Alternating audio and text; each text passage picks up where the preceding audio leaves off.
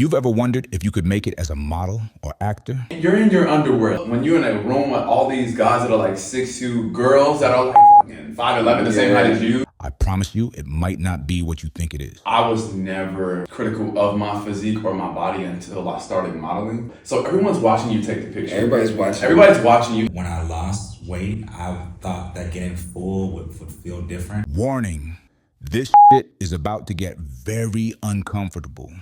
In our last episode, I was very insecure. we talked about a lot of things most black men don't sit around and talk about. I do have body dysmorphia sometimes. I think it took a lot of time for me to be able to sit in my own skin. To love yourself. Yeah. Welcome back to another episode of Bro Talk, a SkincareBro Haus experience. During this episode of Bro Talk, we're talking about relationships, our blocked lists, and letting go of toxic people and situations, and even times when we've been the toxic people ourselves.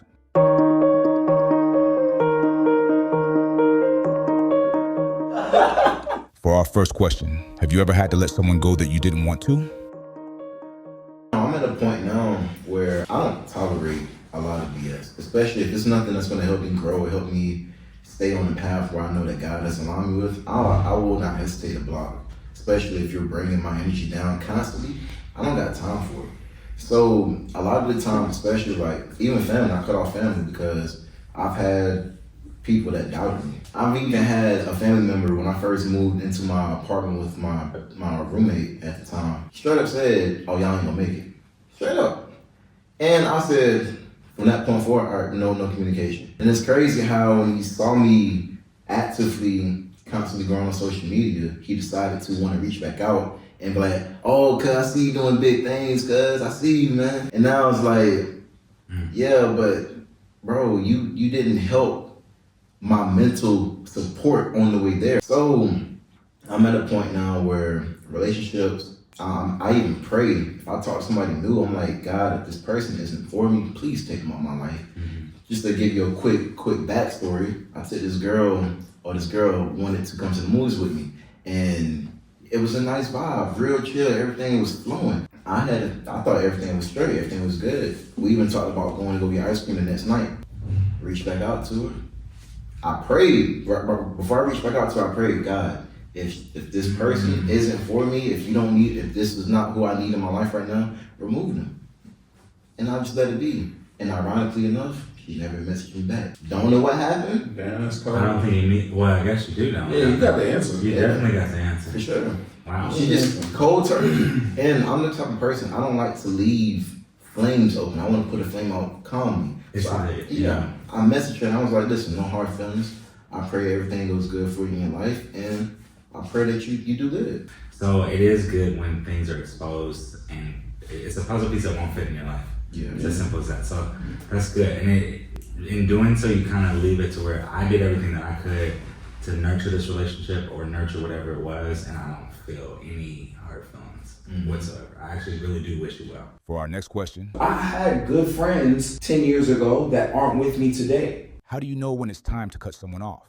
In life, people across the board, whether they're friends, family, or, anybody that's an acquaintance, they all are going to test you at some point, right? So we have moments of jealousy, we have moments where we envy others, and we have moments that we're like, maybe not the best friends and all of these things. Yeah. We are flawed individuals. So I say that to say that I'm working through my new relationship with how I deal with removing my access from people who I feel like don't serve my purpose.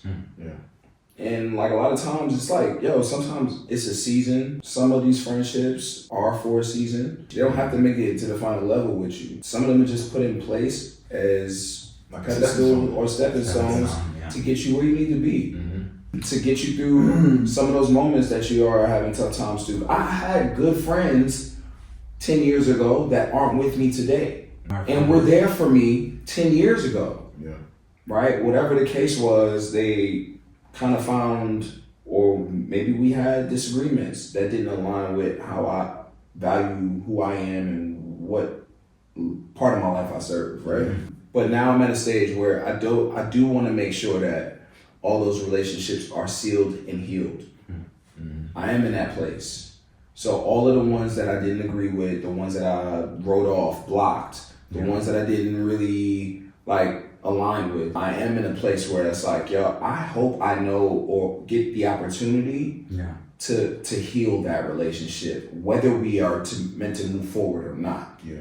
I've never hated anybody in my life. And even blocking was for my own protection and to avoid the darker side of me showing up, because it's easy to cuss somebody out. It's easy to blame them for the entire situation. But I genuinely always see both sides. Even when someone explains something I didn't see it before, I'm not one of those people that wants to just hold on to it. But the thing where I do get frustrated is when you're ready to move on and they're not. Yeah. The process of letting people be where they are is sometimes both necessary for you and for them. I'll even use one of my own personal examples. I don't necessarily have the relationship with my siblings that I would want to have.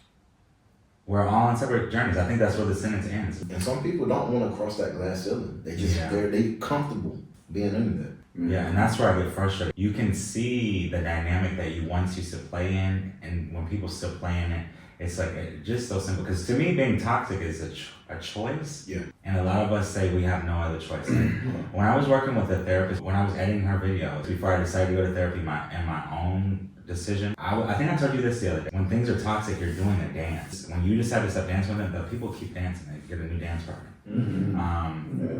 That's the best analogy that I've ever heard. But yeah, you can definitely see when someone is stuck in a loop and a cycle, because that's the way I view life. Whether it's a good thing or a bad thing, until you get out of the loop and cycle, you're not going to elevate. Yeah. Some people are meant for different things. Yeah. It's just understanding your limitations with people.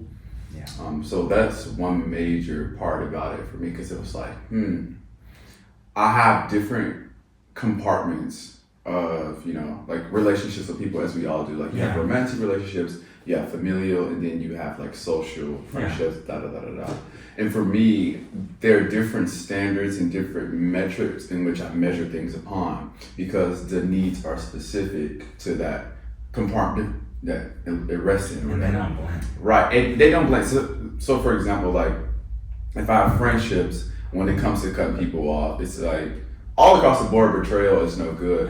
But I have different tiers of friends. Like some friends, they're just social and, they're kind of like, we touch base here and there, but we don't share higher goals. We don't share deep achievements. So they're in the realm of requirements and things like that. They don't even reach a level as to which they can even be in a position where they can betray you. Because we don't even get into that. So for that reason, those are like my safe zone friends, or like, you can have them forever. And if not, it's okay. But what about you? Have you ever had to cut someone off that you didn't want to? Do you have friends, family, or people that have let you down that you don't see the same anymore? Let us know down in the comments. And that's all, folks. Thanks for watching Bro Talk, a SkincareBro Haus experience. If you're interested in content like this is an ongoing series where we're gonna have bro moments. Maybe you agree, maybe you disagree. Let us know down in the comments.